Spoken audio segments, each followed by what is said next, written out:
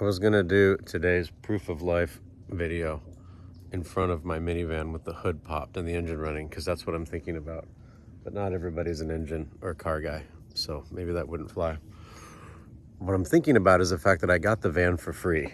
It's a 2005 Dodge Grand Caravan. I got it for free from a family member, my stepdad's mom's van. She bought it in Alaska. It was manufactured in Canada, and she bought it, drove it around Anchorage, and then as she got older, it got parked, and then eventually she passed, and then the van was moved to Washington State, sat in a field there for a while. My mom sort of drove it, my stepdad sort of drove it, but it went into kind of a state of disrepair, and then it just sat. And then eventually, because I lost the Toyota Sienna in the divorce a few years ago, they realized, oh, well, let's just give Kent the van. So my son drove the van down, and I got it at 73,000 miles, which is a pretty good deal, actually. Pretty good deal. No money for a van with not very many miles. And for a while I drove it. And then as it approached about 100,000 miles, it went through a series of systemic failures. And I think most people would have just discarded the van.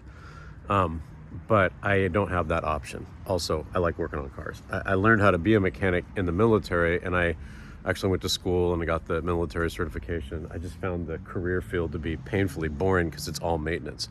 And then I had an opportunity to cross-train into communications, and that's how I got into technology. But anyway, when I worked in the manufacturing industry for, Tektronix and Xerox, I worked for and with people who had cut their teeth in the automotive engineering environment, Ford, GM, etc.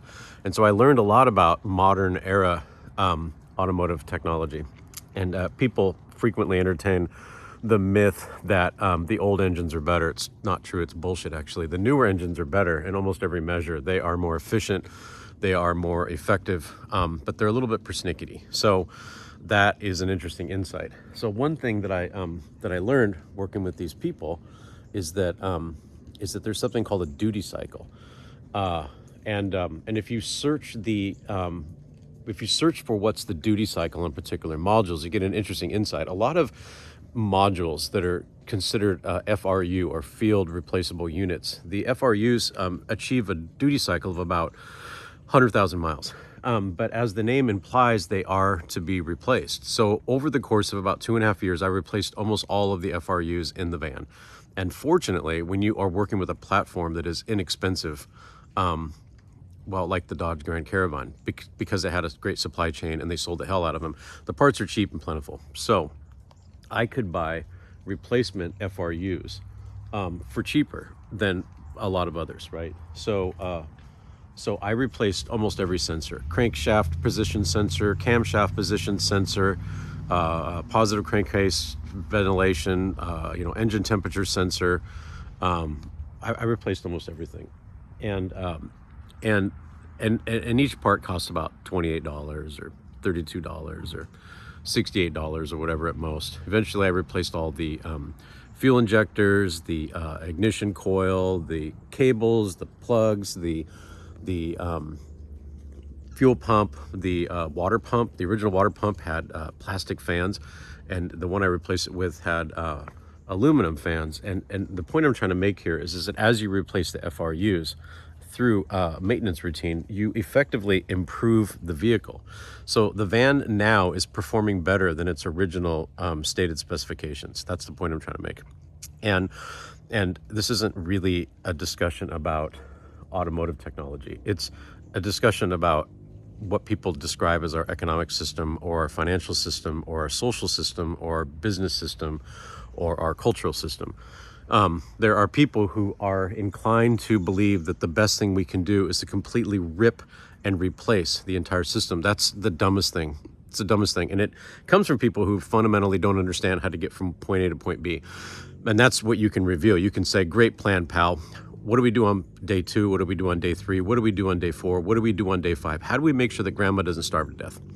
How do we do it? And they have no idea, absolutely no idea, because they're completely confined within the parameters of just entirely imaginary thinking. And mostly because they are more inclined to be ideological pure than effective. So I don't think capitalism is flawed I don't buy that argument, actually.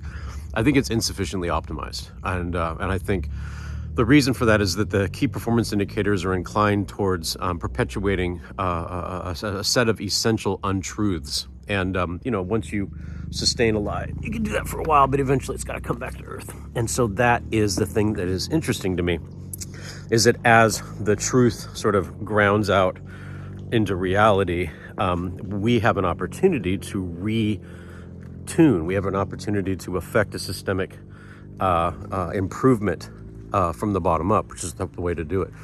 And I know that actually with hard confidence, because that's how you do it in the software world. You don't increase the scale and the scope by doing top-down improvements. You do it from the bottom up.